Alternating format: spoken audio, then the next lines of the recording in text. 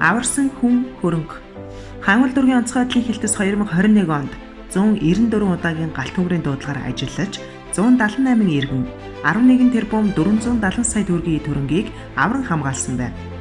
Албаны чадварыг дээшлүүлэх хөрөнгө оруулалтын чиглэлээр хүч хэрэгслийг нэмэгдүүлэх, албаны бэлтгэл бэлэн байдлыг хангах чиглэлээр хангал дүүргийн засаг дарга бөгөөд онцгой комиссийн дарга алдарж авахлан Toyota Land Cruiser 105 автомашиныг гарын станцын хамт хүлээлгэн өгсөн.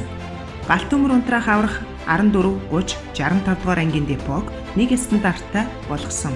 Галт өнгөр унтраах аврах 14 дугаар ангийн сургалтын танхим цэргийн байрыг иж бүрэн засварласан байна. Галт өнгөр унтраах аврах 30 дугаар ангийн бохирын шугамыг сэргээн засварласан. Галт өнгөр унтраах аврах 14, 30, 65 дугаар ангийн жагсаалын талбайг шинчилсэн. Онцгой байдлын хилцээний өрөөнд иж бүрэн засвар хийж тогтчулсан. Галт өнгөр унтраах аврах 65 дугаар ангийн цахилгааны монтажийн их засварыг хийсэн. Галт өнгөр унтраах аврах 65 дугаар ангийн байранд иж бүрэн засвар хийсэн. Хангал дүүргийн 14 дугаар хороонд галт өнгөр унтраах аврах ангийг шинээр байгуулахаар 0.5 га газрыг шийдвэрлүүлсэн байна.